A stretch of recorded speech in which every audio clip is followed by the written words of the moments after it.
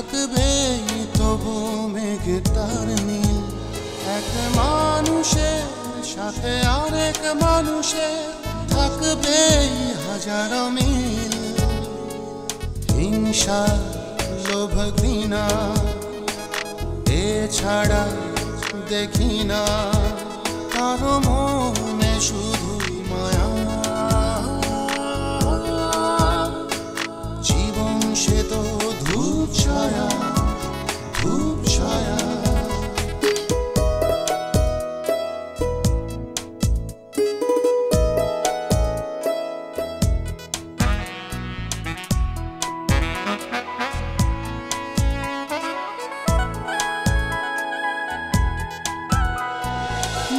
সাজে সুখ সুখ শত ভাবনাতে, স্বপ্নের নীল ঘরে যায় দিনে রাতে।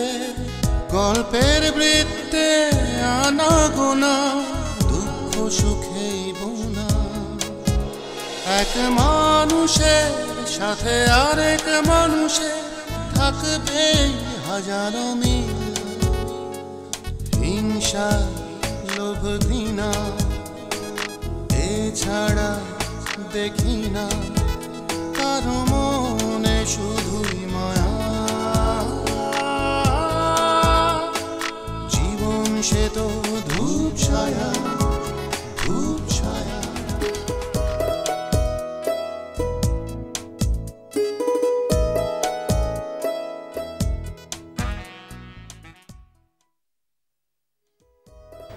আমি যদি এরকম ফ্যামিলির সাথে রিলেশন কন্টিনিউ করতে চাই, সেই ক্ষেত্রে তারা আমার সঙ্গে কোনো সম্পর্ক রাখবেন না।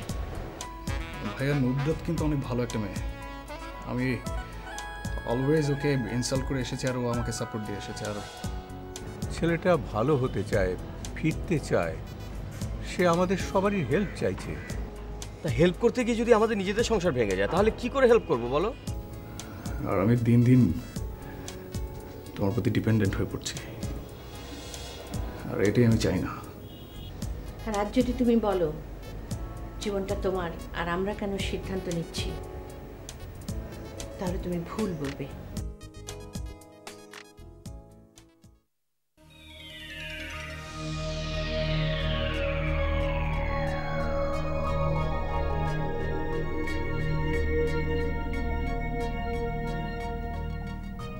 তপু, তুমি সব খুলে বলো। আমি অবিশ্বাসের মধ্যে বাঁচতে চাই না। ভাইয়া আপনি শান্ত হন। মানুষের জীবনে কি দুর্ঘটনা থাকতে নেই? হ্যাঁ, দুর্ঘটনা থাকবে, তাই বলে এইভাবে? দেখুন, আমি নিমিকে এখনো ভালোবাসি। আপনি ছেড়ে দিলে আমি ওকে গ্রহণ করব, কিন্তু আপনার জন্য আমার কষ্ট হচ্ছে। আপনি কত আশা নিয়ে এনার সংসারটা শুরু করেছিলেন। আমার স্বপ্ন অধরাই থেকে গেল। তপু, তুমি যা বলছো সত্য বলছো? হ্যাঁ, মিথ্যে বলিনি। আর বলবো না।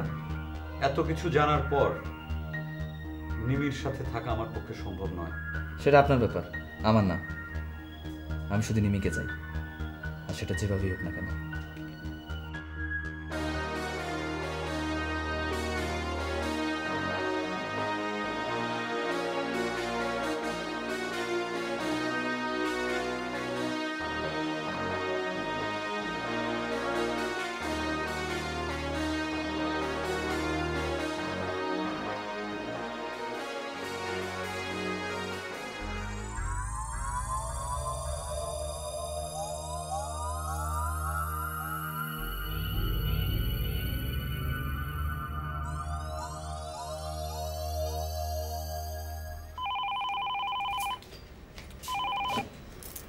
Hello hello. তুমি ল্যান্ড ফোনে? না, ভেবেছিলাম যে আম্মা ধরবেন, কথা বলতাম। বলো কি সিদ্ধান্ত নিলে? আমি তো সিদ্ধান্ত নিয়েছিলাম আলাদা হয়ে যাব, কারণ ভাইয়া সহসা যাচ্ছেন না। হ্যাঁ, আমিও বাসার খোঁজ করেছি। আমাদের বাড়ির পাশেই কিছু বাসা খালি আছে, আমি কি দেখবো? না, আমি ভেবে দেখলাম এখন নিজের বাসা ছেড়ে ভাড়া বাসায় ওঠা কি বুদ্ধিমানের মতো কাজ হবে? ভাইয়া কখন কি করে বসে। দেখো, আমি এত বৈষয়িক বিষয় বুঝি না, আমি শুধু আমার ব্যাপারটাই বুঝি। তোমার সাথে তো আগেই কথা হয়েছিল যে তোমার ভাই যদি ও বাসায় থাকেন আমরা ওখানে উঠবো না। হ্যাঁ, এখন সেই কথা অনুযায়ী তুমি কাজ করবে, অন্য কিছু আমি তোমার কাছে আশা করি না। একটু বুঝতে চেষ্টা করো, আমি তোমার ওখানে এসে থাকি মাঝে মধ্যে। হ্যাঁ, তা থাকতেই পারো, কিন্তু শাফিন আমি তোমাকে সোজাসুজি বলছি, আমার ফ্যামিলি মেম্বাররা এমনি তোমাদের উপর অনেক রেগে আছেন, কারণ অনেক বড় একটা মিথ্যাচার করেছো তোমরা। তারপরও যদি তুমি আলাদা বাসা না নাও, তাহলে আমাকে আমার বাসা থেকে বাধ্য করবে তোমার সাথে সম্পর্কটা শেষ করে দিতে।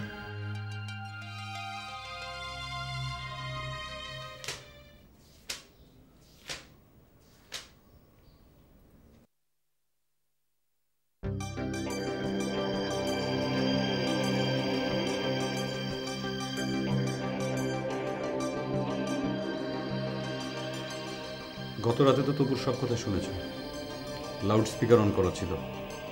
আমি কি বলেছি, তপু কি বলেছি, শুনেছ না? এখন দেখে শুনে তুমি নিজেই সিদ্ধান্ত নাও যে তুমি কি আমার সাথে সংসার করবে নাকি নিজ থেকে সরে দাঁড়াবে। এত উচিত অনুচিত বুঝি না, তবে এটুকু বুঝি তপুর সাথে আমার সম্পর্ক ছিল, তবে সেটা ডিসেন্ট এবং ফেয়ার ছিল, কোনো ধরনের নোংরামি ছিল না। আর তপুকে এখন তুমি যেমন দেখছো তার থেকে অনেক ভালো একজন ডিসেন্ট ছেলে ছিল সে। যে তোমাকে এত ঝামেলায় ফেলেছে তাকে তুমি ভালো বলছো? এটাই তোমার প্রেম? এটাই তোমার ভালোবাসা? ভুল বুঝো না রাহাত, সব কিছু জেনে তুমি যদি তাও সন্দেহ করতে থাকো তাহলে আমার আর কিছু বলার নেই। তুমি যে কোনো সিদ্ধান্ত নিতে পারো,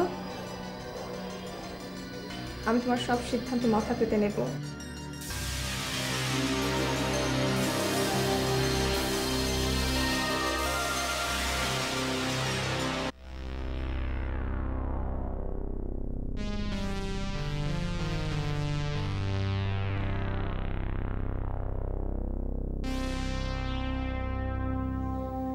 আমি যা বলতে চেয়েছি আমার মনে হয় আপনারা সেটা বুঝতে পেরেছেন। একটা টেকনিক্যাল কারণে আমাকে এখানে থাকতে হচ্ছে। মাহিন ভাইয়া। শাফিন, আমি তোমার ভাইয়ের প্রসঙ্গে কোনো কথা শুনতে চাই না। আচ্ছা ঠিক আছে, আমি আমার লিমিটেশনসের কথা বলেছি, কিন্তু অপরাজিতা।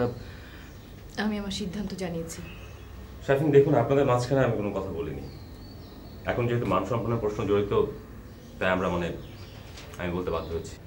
শাফিন, তুমি অপরাজিতার সিদ্ধান্ত শুনে ছুটে এসেছো, বিষয়টাকে যে সিরিয়াসলি নিয়েছো সেই জন্য তোমাকে অসংখ্য ধন্যবাদ। আমার প্রবলেমটা আমি কাউকে বোঝাতে পারছি না। দেখো শাফিন, আমি তোমার কাছে কিচ্ছু চাইনি, না প্রপার্টি না অন্য কিছু, কিন্তু তুমি তোমার প্রপার্টির কথা ভাবছো। তুমি ভাবছো যে তোমার ভাইয়া তোমার প্রপার্টি নিয়ে নিতে পারেন, আর সেই ভয়ে তুমি বাসা ছাড়তে চাচ্ছ না, অথচ সংসারটাকে ঠিকই দূরে ঠেলে দিচ্ছ। দেখুন, সেই জন্য আমরা ডিসিশন নিয়েছি, আপনি নতুন একটা বাসা দেখুন, আপনি অপরাজিতাকে নিয়ে আমাদের উপরে সংসার করুন। সেটা যদি করা সম্ভব না হয়? আপনি চ্যালেঞ্জ নিচ্ছেন না দিচ্ছেন? সম্ভব না হলে কি হতে পারে সেটা জেনে রাখলাম। শাফিন, এভাবে তুমি কথা বলো না, এভাবে যদি কথা বলো সেটা কিন্তু ভালো হবে না। তাহলে কিভাবে ভালো হবে সেটা তুমি বলে দাও। উইদিন 1 উইক তুমি আমাদের জন্য একটা বাসা নেবে, আর তোমার ভাইয়া যেন আমাদের কাউকে ফোন না দেয় সেই ব্যবস্থা করবে। শাফিন, কথাগুলো হয়তো খুব কর্কশ শোনাচ্ছে, কিন্তু যেদিন আমরা প্রথম জানতে পারলাম তোমার ভাইয়ের নামে অসংখ্য মামলা আছে, খুন, রাহাজানি, হত্যা, আমি ভাবতে পারছি না এরকম একটা পরিবারে আমার মেয়ে। আম্মু, তুমি বাদ দাও না, সব বলে আর কি হবে?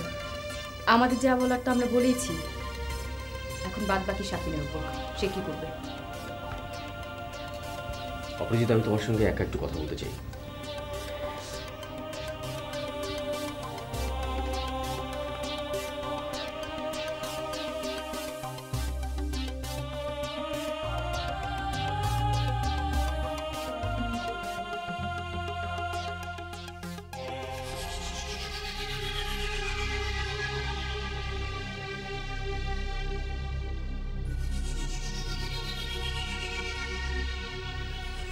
তোমার সিদ্ধান্তের উপরে সব কিছু নির্ভর করছে। সেজন্যই তোমাকে ফোন করে এত বিরক্ত করা। বিশ্বাস করো, আমরা আমরা সত্যি সত্যি অনেক আপসেট। বিশ্বাস করো প্লিজ। নিমি কিন্তু বোনদের মধ্যে একটু অন্য রকমের। ও ভীষণ রকমের সাদা সিধে, কখনো কারো ক্ষতি চায় না। আর ওর জীবনে এরকম একটা ঘটনা ঘটল। ভাইয়া, আমি তপুর কাছ থেকে সব কথা শুনেছি। আপনি প্লিজ আমাকে এভাবে বলবেন না, আমার খুব অস্বস্তি লাগে। দেখো, তুমি যদি মেনে নাও তাহলে সব কিছুই সহজে সমাধান হয়ে যাবে। আর যদি না নাও তাহলে বুঝতেই পারছো আমাকে আরো বেশ কিছুদিন ঢাকায় থাকতে হবে। দেখো রাহাত, কোনো কিছুই কারোর জন্য থেমে থাকে না। রাখা না রাখা সবকিছু তোমার উপর নির্ভর করছে। তো তুমি সিদ্ধান্ত নিয়ে আমাকে জানিও। রাখছি, হ্যাঁ?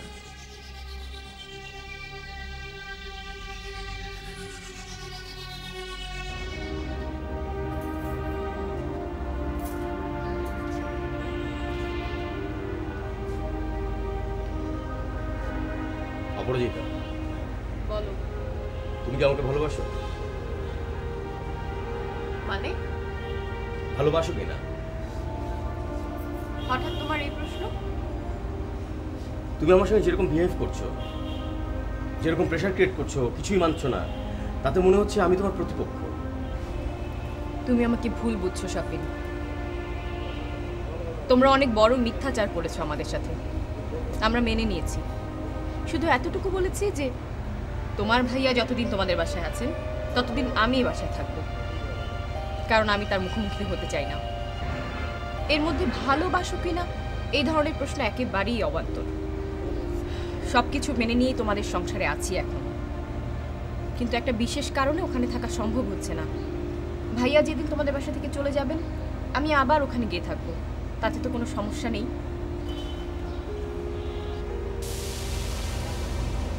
এই প্রথম তুমি আমাকে বুঝতে চাইলে না অপরাজিতা। সবসময় তো বুঝিয়ে চলি শাফিন, একবার না হয় নাই বুঝলাম।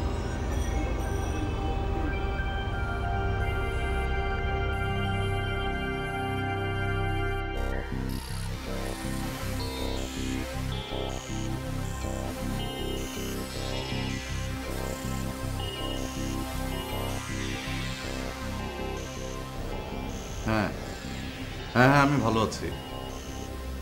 কোথায় আছি তুমি জানো, তাহলে কেন খামোখা জিজ্ঞেস করছো? যদি ফোন ট্যাপ করা থাকে তাহলে কি আমি বাঁচবো? বাবু কেমন আছে? আচ্ছা ঠিক আছে, আমি এখন ছাড়ছি। আমি সব ব্যবস্থা করে তোমাকে নিয়ে যাব। ভালো থেকো। মা, বাবাকে বলে আমার একটা ব্যবস্থা করে দাও। কি ব্যবস্থা করবো? তোমার বৌমাকে নিয়ে আসি, তার আগে আমার কাজকর্ম করতে হবে। তুই কি ভাবছিস তোর বাবা সবকিছু সহজভাবে মেনে নেবে? তোর কারণে আমাদের সমস্যা হচ্ছে। সেটা শুধু আমার কারণেই কেন হবে মা? শাফিন কেন বলেনি তার বড় ভাইয়ের কথা? আর নুমায়রা কেন বলেনি তার বড় ভাই মাহিন একজন দুর্ধর্ষ? চুপ কর। তুই সত্যি করে বলতো কি চাচ্ছিস? তুই কি চাস তোর জন্য আমরা ধ্বংস হয়ে যাই, আমার ছেলে মেয়ে সব শেষ হয়ে যাক? মা, তোমার ছেলে মেয়ে কিন্তু আমারও ভাই বোন, ওদের প্রতি আমারও কিন্তু দায় আছে। কোনো দায় নেই। দায় থাকলে তুই এমন কাজ করতে পারতিস না।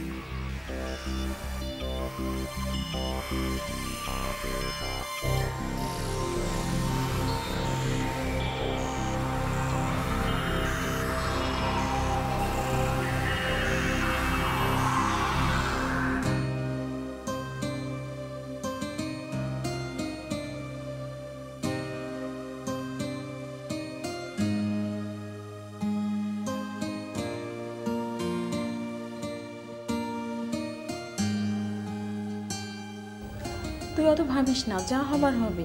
আরে সে যদি বিশ্বাস না করে তাহলে কে তাকে বিশ্বাস করাবে বল? তপু নিশ্চয়ই উল্টাপাল্টা কিছু বলেছে। মোটেও সেটা বলেনি। তপু ভাইয়ের সাথে আমার কথা হয়েছে। তুই ওকে বিশ্বাস করছিস? কি করব? ভাইয়া ফোন করে রাহাতকে সব বলেছে। ও খুব মাইন্ড করেছে, ও খুবই ক্ষিপ্ত। আচ্ছা ঠিক আছে, আমি ভাইয়ের সাথে কথা বলছি। কিরে ভাইয়া, তুমি কি রাহাত ভাইকে ফোন দিয়েছিলে? উনি ভীষণ মাইন্ড করেছে, নিমি মাত্রই জানালো। কেন, এতে মাইন্ড করার কি আছে? আমি ওকে বলেছি, ও বলছে যে 2-3 দিনের মধ্যে জানাবে। আর বিষয়টা তো এত ঝুলিয়ে রাখার কিছু না। নিমি একটা ইনোসেন্ট মেয়ে, তুই একটু চিন্তা করে দেখ বিষয়টা। আমি বুঝতে পারছি ভাইয়া। ভাই তুমি কি একবার রাহাত ভাইকে ফোন করবে? করব। তো নিমির সাথে কথা বলে তোর কি মনে হলো? আমার তো মনে হলো রাহাত ভাইয়ের সাথেই থাকতে চায়। ওর বিশ্বাস দেরিতে হলো রাহাত ভাই তাকে বুঝতে পারবে। গুড। তাহলে এটা আগে বললেই হতো, আমি আর এই বিষয়ে কথা বলতাম না। আমারও তাই মনে হয়, তুমি এই বিষয়ে না কথা বললেই ভালো। ওরা ওদেরটা বুঝিনি। ঠিক আছে।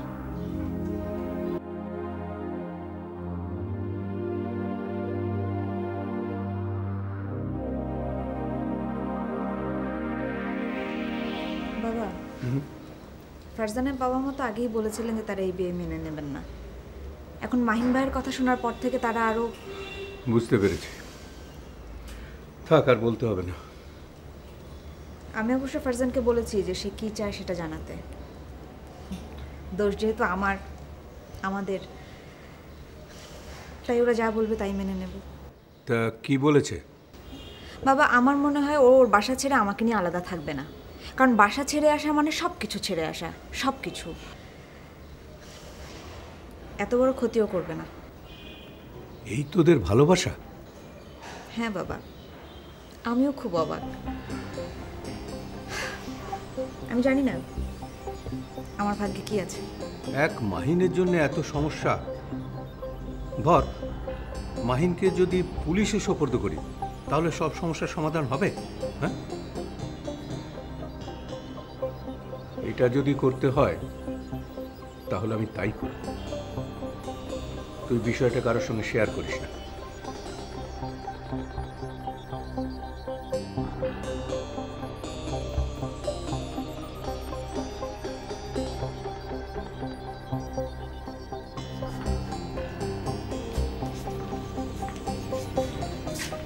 অপরাজিতা, কি সিদ্ধান্ত নিলে? তুমি যেভাবে বলছো, ভাইয়া যেভাবে চাচ্ছে, আমি তাই করব। শাফিন আমাকে অনেক বোঝাবার চেষ্টা করেছে, কিন্তু আমি ওকে পরিষ্কার জানিয়ে দিয়েছি ওর ভাইয়াও বাসা থেকে না গেলে আমি আর ওখানে ফিরছি না। ভালো করেছো, কিন্তু শাফিন কি চায়? তুমি তো হার্ড লাইনে চিন্তা করছো, কিন্তু হঠাৎ যদি ও বেঁকে বসে সেটাও তো ভাবতে হবে। আমি ভেবেই বলছি আম্মু, বেশি বাড়াবাড়ি করলে পুলিশে খবর দিয়ে দেবো। তখন মাহিন ভাইকে এসে অ্যারেস্ট করে নিয়ে যাবে, আর প্রবলেমও থাকবে না। না না না, এগুলো তোর করার দরকার নেই। যা করার ওরাই করবে। আমরা আমাদের সিদ্ধান্তটা জানিয়ে দিয়েছি, বাস। আরে একই প্রবলেমে পড়েছে নুমায়রাও। একবার চিন্তা করে দেখো, ওর ভাই সব কিছু জেনেও বলছে যে ভালো হয়ে থাকতে চায়, ফিরে আসতে চায় ফ্যামিলিতে। আরে একজন মানুষের জন্য পুরো ফ্যামিলিতে এই অবস্থা। ভালো থাকতে চাইলে যে কোনো জায়গায় সে ভালো থাকতে পারে। এভাবে সংসারে এসে অন্যের সংসার ভাঙা, সেটাই তো আম্মু, আমার শাশুড়ি মাহিন ভাইকে বুঝিয়ে বলেছেন বিষয়টা। কিন্তু মাহিন ভাই উল্টো শাফিনের উপর দোষ চাপাচ্ছে। বিয়ের আগে কেন শাফিন বলল না? আমি বুঝতে পারছি এখানে এখন একটা বড় ধরনের ঝামেলা হওয়ার সম্ভাবনা আছে। তুমি সাবধানে থাকো, আর শাফিনের কাছ থেকে সব কিছু জেনে নাও কখন কি করতে হবে।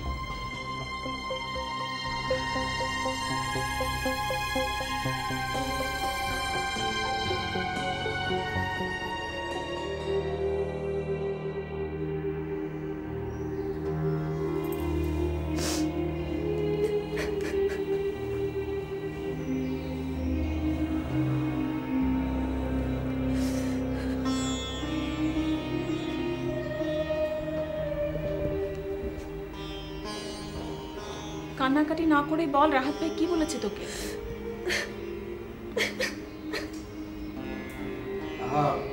তুই না বললে বুঝবো কি করে? বলেছে দূরে থাকো, সময় নাও, তারপর সিদ্ধান্ত নিও। কে সিদ্ধান্ত নেবে? জানি না।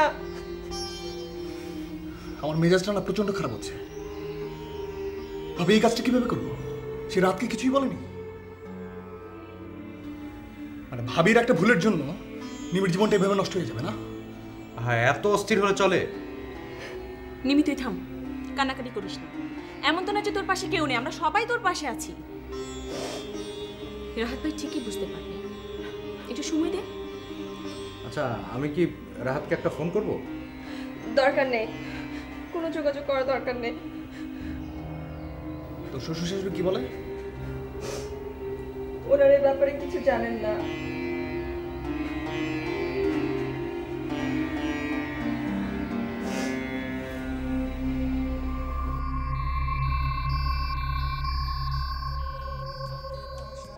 ওই দূর নীলিমা, ওই দূর নীলিমা ছাড়িয়ে গেছে সীমা, ছাড়িয়ে গেছে সীমা। থাকবে তবু মেঘটার নীল, এক মানুষের সাথে আরেক মানুষের থাকবে হাজারো মিল।